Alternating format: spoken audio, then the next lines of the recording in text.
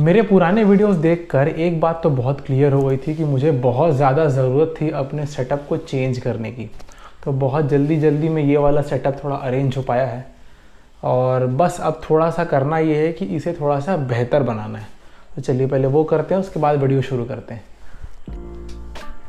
हाँ, सो I hope ये वाला सेटअप थोड़ा सा बेहतर लग रहा होगा। और इस ट्रांजिशन के बीच में भी एक बार पावर कट हो गया था, तो ये जो 1 सेकंड का ट्रांजिशन आपने देखा है, इसके बीच में आधे घंटे का गैप है एक्चुअली। तो आते हैं आज के टॉपिक पे। आप में से ही बहुत लोग ऐसे होंगे जो यहाँ वहाँ राइड पर जाते रहते होंगे, बाई रोड घूमना पसंद होगा। और अगर आप बाई रोड हाईवेज़ में गए हैं तो आपको पता होगा कि यार बहुत बार एक्सीडेंट्स होते रहते हैं। बहुत बार आप लोगों ने भी देखे होंगे या आप लोगों ने ऐसे लोगों को देखा होगा जो रोड पर गलत तरीके से चला रहे होते हैं, ठीक से रूल्स फॉलो नहीं कर रहे होते हैं। तो उस टाइम तो अपन ज़्यादा कुछ कर नहीं सकते उन्हें गालियाँ देने के अलावा। तो मैंने सोचा कि यार बहुत टाइम से कोई ट्रिप तो हो नहीं रही है, तो क्यों ना जितनी भी राइड्स अभी तक मैंने की हैं उन्हें बहुत सारी छोटी छोटी गलतियां मैंने लोगों को करते हुए देखा है, क्यों ना उस पर एक वीडियो बनाया जाए। इस वीडियो में मैं लोगों की गलतियां नहीं गिनाने वाला हूं, मैं ये बताने वाला हूं कि अगर आप हाईवे पे हैं तो आप अपने आप को कैसे सेफ रख सकते हैं। तो आज का जो टॉपिक होने वाला है वो ये है कि how to stay safe on highways, और इसे मैंने 5 पॉइंट्स में डिवाइड किया है। तो एक एक करके शुरू करते हैं। तो सबसे पहले आते हैं पॉइंट नंबर 1 पे, and the point number 1 is maintain a safe distance from the front vehicle. बहुत बार ऐसा आप लोगों ने भी देखा होगा, या हो सकता है अगर ये गलती आपने भी की होगी तो आपको पता होगा कि हम जब यूजुअली हाईवे पर होते हैं और आपके सामने वाली जो गाड़ी होती है और आप दोनों की दोनों एक सिमिलर स्पीड पर जा रहे हैं, आप उसे ओवरटेक नहीं कर सकते क्योंकि आप दोनों की जो स्पीड है वो सेम है। तो ऐसे कंडीशन में आप ट्राई करें कि आप एक उससे सेफ डिस्टेंस बना के रखें। जैसा अभी हमने कोरोना के टाइम पर भी देखा है, 2 गज की दूरी, मास्क है ज़रूरी, उसी तरह रोड पर भी 30 फीट की दूरी और सेफ्टी बेल्ट है ज़रूरी। सॉरी, 30 फीट ऐसा ज़रूरी नहीं होता, ये मैं ऐसे रैंडमली बोल दे रहा हूँ, बट एक सेफ डिस्टेंस मेंटेन करके रखें जो आपको ऐसा लगता है कि इस डिस्टेंस में अगर सामने वाली गाड़ी अचानक से इमरजेंसी ब्रेकिंग करती है तो आप अपने आप को बचा सकते हैं, आप अपनी गाड़ी को रोक सकते हैं फ्रैक्शन ऑफ सेकंड्स में। क्योंकि यूजुअली जो हाईवेज में होता है वो यही होता है कि यार आप जा रहे हैं, रोड पर अचानक से कुछ आ गया, आपको ज़्यादा सोचने का समय नहीं मिलेगा, आपको अचानक से ब्रेक मारना और अपनी गाड़ी को रोकना है। तो अगर सामने वाली गाड़ी ऐसा कर रही है तो आप एक सेफ डिस्टेंस पर रहें, ताकि अगर सामने वाला इमरजेंसी ब्रेकिंग करता है, अचानक से गाड़ी रोकता है, तो आपके पास एक गैप होना चाहिए जिसमें आप ब्रेक मार सकते हैं और आप अपनी गाड़ी को रोक सकते हैं बिना घुसे।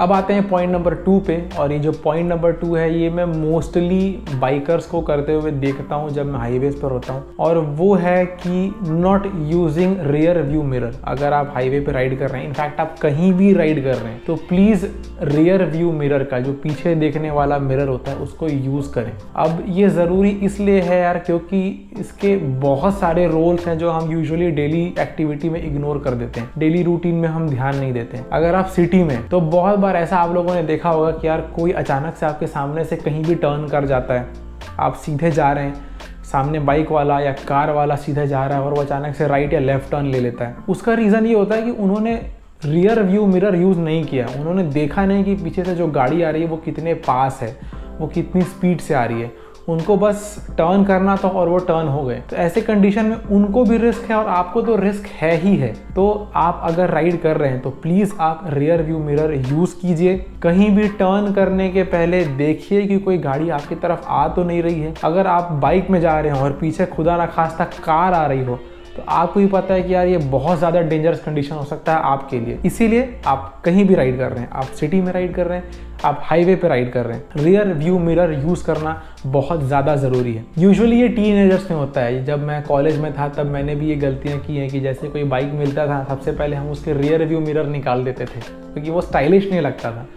बट जैसे जैसे हम ट्रिप पर जाते गए, हम घूमने निकलते गए, तो धीरे धीरे समझ में आया कि यार जो रियर व्यू मिरर है ये एक्चुअली ज़रूरी है, क्योंकि ये कहीं ना कहीं मुझे बचा रहा है रोड में एक्सीडेंट होने से। तो जब मुझे ये समझ में आया कि यार ये स्टाइल वगैरह तो ठीक है, लेकिन ये मेरी सेफ्टी के लिए बहुत ज़्यादा ज़रूरी है, तो मुझे समझ में आया कि ठीक है, नहीं, रियर व्यू मिरर यूज़ कर लेना चाहिए। और अगर आप भी राइडिंग में इंटरेस्टेड हैं, लॉन्ग ट्रिप में जाना चाहते हैं, तो आप कार चला रहे हैं, आप बाइक चला रहे हैं, आप ट्रक चला रहे हैं, आप कुछ भी चला रहे हो, प्लीज़ रियर व्यू मिरर को यूज़ ज़रूर कीजिए।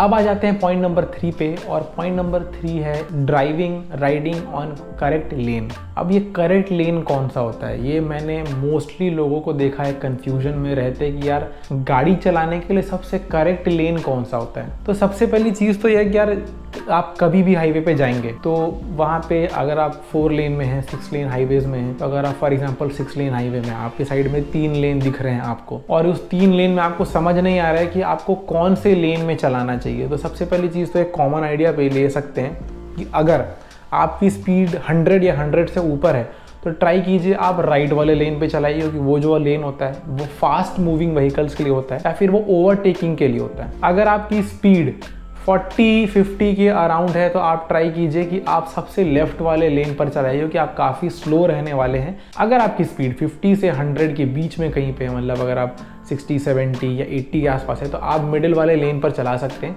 ज़रूरत पड़ने पर आप स्पीड बढ़ाकर ओवरटेक भी कर सकते हैं। अगर आपने मेरे वीडियोस देखे होंगे तो आपको पता चलेगा कि मैं मोस्टली मिडिल लेन पर ही चला रहा होता हूँ। उसका रीज़न ये होता है कि अगर आप बीच में चला रहे हैं तो आपको दोनों साइड रोड्स पर, डिवाइडर वाले साइड भी और जहाँ पे रोड खत्म हो रहा है वो वाले साइड भी, इन दोनों साइड पर देखने का आपको एक फील्ड मिलता है। आपका जो फील्ड ऑफ व्यू है वो आपको मिलता है देखने का कि वो दोनों साइड पर क्या क्या एक्टिविटीज़ हो रही है। तो इसीलिए अगर आप बीच वाले लेन पर चलाते हैं तो उससे आपको फ़ायदा ये होगा कि अगर अचानक से कोई डिवाइडर से कूद जाता है या इस साइड से कोई आ जाता है तो आपके पास टाइम होगा ये देखने का कि यार आपको किस तरफ टर्न लेना है या टर्न नहीं लेना है, ब्रेक मारना है। तो ये करने के लिए आपको काफ़ी टाइम मिल जाएगा, क्योंकि आपका जो फील्ड ऑफ व्यू है वो ज़्यादा रहेगा। तो इसीलिए ट्राई कीजिए कि जो सेंटर वाला लेन है आप उसमें चलाइए, वो एक सेफ लेन है मेरे हिसाब से।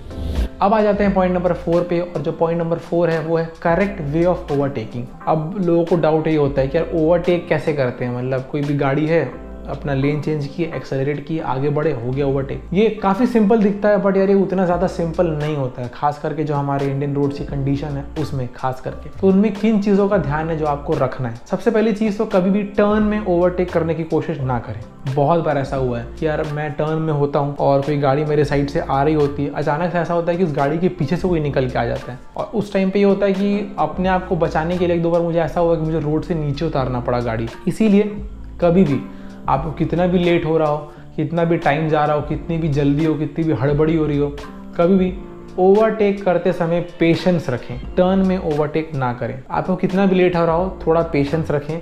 देख लें ओवरटेक करने से पहले कि सामने का लेन क्लियर है कि नहीं, सामने से कोई गाड़ी आ तो नहीं रही है अगर आप 2 वे ट्रैफिक में है तो। अब इसके बाद आ जाते हैं कि अगर आप हाईवे पे हैं, 6 लेन 4 लेन हाईवे पे हैं, आपके वाले साइड पर सिर्फ जाने वाला ट्रैफिक है, आने वाला ट्रैफिक नहीं है, उस टाइम भी आपको ये ध्यान रखना है कि ओवरटेक करते समय आपको ये देखना है कि जो सामने का जो व्यू है वो क्लियर है कि नहीं। इंडियन रोड्स में मोस्टली ये होता है कि यार कहीं भी गाय बैठी हो सकती है, कुत्ता हो सकता है, बंदर हो सकता है, इंसान खुद हो सकता है रोड के बीच में। तो ओवरटेक करने से पहले यार ये देख लें कि यार रोड पर कोई बैठा हुआ तो नहीं है।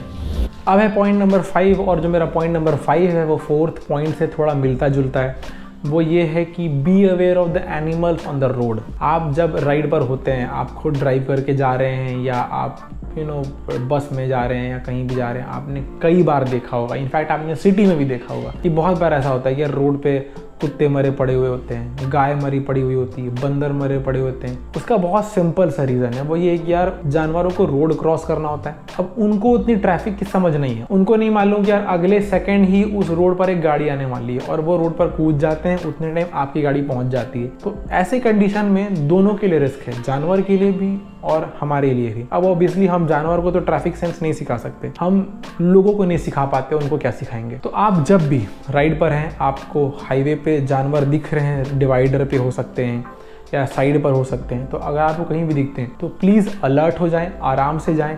ये बात मान लें कि हो सकता है कि अगले सेकंड वो आपकी गाड़ी के सामने कूदने वाले हैं, और उसके अकॉर्डिंग अपने आप को प्रिपेयर कर लें और अलर्ट रहे कि वो एरिया पार करें। तो इससे होगा ये कि यार आप भी सेफ रहेंगे और वो जानवर भी सेफ रहेगा। तो ये थे वो 5 पॉइंट जो आपको अपने दिमाग में रखने हैं जब आप हाईवे पे गाड़ी चला रहे हो। तो कैमरा टू हॉट। तो ये थे वो 5 पॉइंट जो आपको अपने दिमाग में रखने हैं जब आप राइड पर हो तो हाईवे पे गाड़ी चला रहे हो तो। अब मेरे दिमाग में अचानक से एक और छठवां पॉइंट भी आया, वो ये है कि यार अगर ऐसा कुछ ना हो, रोड पूरी तरह खाली है, कोई गाड़ी नहीं है, कोई जानवर नहीं है, कुछ भी नहीं है, आपको रोड एकदम क्लियर कट दिख रहा है, तो क्या इस टाइम गाड़ी चलाना अनसेफ हो सकता है? So the answer is yes. आपने बहुत बार अगर एक्सीडेंट्स की कहानियां सुनी तो आपने सुना होगा कि एक्सीडेंट इसलिए हुआ क्योंकि जो गाड़ी चला रहा था उसे नींद आ गया। अब नींद क्यों आता है? पहला रीज़न कि यार गाड़ी चलाने से पहले, राइड के एक दिन पहले या उसके कुछ दिन से आपकी नींद पूरी नहीं हुई है, इनकम्प्लीट स्लीप। दूसरा ये हो सकता है कि आप काफ़ी देर से गाड़ी चला रहे हैं, रोड ख़राब था या राइड काफ़ी लंबी हो गई है, आप थक चुके हैं, एग्जॉशन। तीसरा, आप बहुत ज़्यादा खा चुके हैं, ओवर ईटिंग। चौथा रीज़न जो है वो काफ़ी इंटरेस्टिंग है, वो ये है कि रोड बहुत देर से खाली है। अब जब रोड बहुत देर से खाली होता है ना, तो उसमें होता क्या है, ये आपको कुछ नहीं करना है। आप एक्सेलरेटर पकड़े हुए हैं, आपको गियर नहीं बदलना है, आपको ब्रेक नहीं मारना है, आपको इंडिकेटर नहीं दिखाना है, आपको ओवरटेक नहीं करना है, कुछ नहीं करना है। एक कॉन्स्टेंट स्पीड में गाड़ी चल रही है, आप भी जा रहे हैं साथ। तो बहुत बार ऐसा होता है कि यार यहाँ पे बोरिंग हो जाता है। बोरिंग हो जाता है तो आदमी नींद आने लगता है, क्योंकि यार वहाँ पे आदमी थोड़ा केयरलेस हो जाता है। मन में आ जाता है कि रोड खाली है, आराम से चलाते रहो। यहाँ पे क्या होता है, केयरलेसनेस की वजह से एक्सीडेंट्स हो जाते हैं बहुत बार। जब रोड खाली मिले तो अगर आपको बोर लग रहा है तो अपने आप को एंटरटेन करें। ईयरफोन ला के गाना नहीं सुनना है, आप खुद गाना गा सकते हैं। अगर आप ग्रुप राइड पे हैं, इंटरकॉम से कनेक्टेड हैं, तो आप आपस में बातें कर सकते हैं। अकेले हैं तो खुद से बातें कर सकते हैं। या बहुत ज़्यादा बोर लग रहा है, नींद आ रहा है, तो उतर के अपना मूड हो सकते हैं। लेकिन अगर रोड खाली है तब भी आपको रोड पर ध्यान देना बहुत ज़्यादा ज़रूरी है।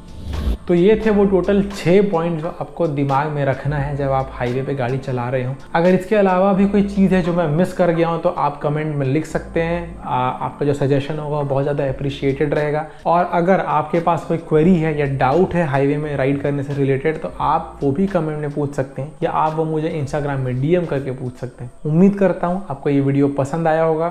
तो मिलते हैं आपसे अगले वीडियो में। तब तक के लिए goodbye, ride safe and live your life full throttle.